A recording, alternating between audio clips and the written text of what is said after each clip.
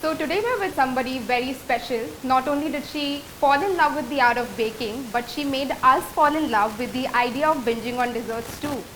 That's Pooja Dhingra, everyone. And she's a chef, a pâtissier, an author of multiple cookbooks, and most importantly, the founder of Le15 Patisserie. That's in Bombay and obviously retails pan-India. And what an absolute delight it is to have her. So first things first, Pooja, what's baking in the Le15 kitchen? Oh, there's a lot baking. There's always a lot baking, but we are in the busiest time of the year for us. So we have a new Christmas menu, new hot chocolates, new everything. There's plum cakes. There's a whole Christmas menu, and you've tasted some of the things earlier. Yes, some of those things are going on the menu. And I have a new book that's out. So, that's amazing. That's amazing. It's my 7th book. It's called The Little Book of Cookies. Okay. And it's baking for kids. Okay, Pooja. So we're going to be shooting a few rapid questions right at you. So you ready? Yeah, let's go. 3 desserts on your current Christmas binge list are? Oh my god, all the new macaron flavors at Le15, hot chocolate and plum cake. Okay, your Christmas kind of cocktail. Anything with a lot of rum.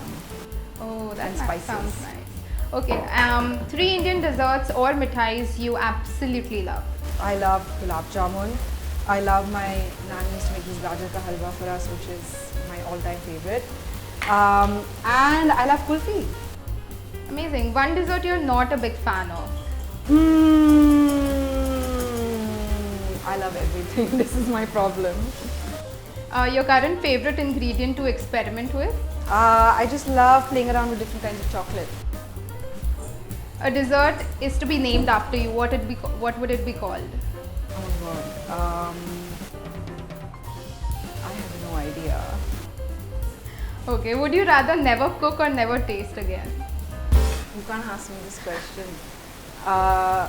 Never cook, obviously. Weirdest dessert or food you've ever tasted? I had a live prawn once in Tokyo. I think that was really strange. Any other destination on your 2023 bucket list? 2023 bucket list will be a lot of Asia and back to France. Okay, amazing. What are your plans for 2023? Any big goals that you have set for yourselves, for Le15? So many. So with Le15, we're expanding to different cities where our products are going to different stores, across shelves in other cities. So that's very exciting and very new for me. I'm hoping to get the macarons in other cities as well. Everyone's been after me for a while, so I'm seeing hopefully 2023 is the year that happens. And yeah, season 3 of my podcast goes on the floor in Jan. And yeah, a lot to look forward to. So, I mean, for the uninitiated, why Le15 and what's your connection with France as such? Sure. So I studied pastry there and I lived there for a little over a year. I went to school, I did an internship, and I obviously fell in love with the city. And for me, the idea was that I wanted to it was my home away from home for that year, and I wanted people to feel the same when they walked into any of my stores. So the 15th actually stands for the 15th arrondissement in Paris, Paris divided into 20 different. And the 15th is where I lived, it's where my school is. The Eiffel Tower kind of straddles 7th and 15th. So yeah, really just the heart of it. So you always had that name in mind, or I mean, was it one of the days? So when I came back, I remember this so clearly. I was on the treadmill. I get my best ideas when I'm running. So I was on the treadmill, I was running, I was working out, and I was like, okay, Paris, the idea is Paris. What do I think of Paris? Then I started thinking of different things. I went to 75, which is the city code. Correct. So Le15 was originally meant to be named 75. Okay. And then I was like, no, I have to be more specific. And then I was like, the 15th.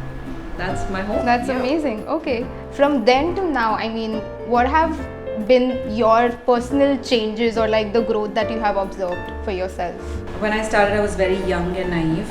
And I think that had its own benefits because when you're so naive, you feel you can do everything and you kind of aim for the stars.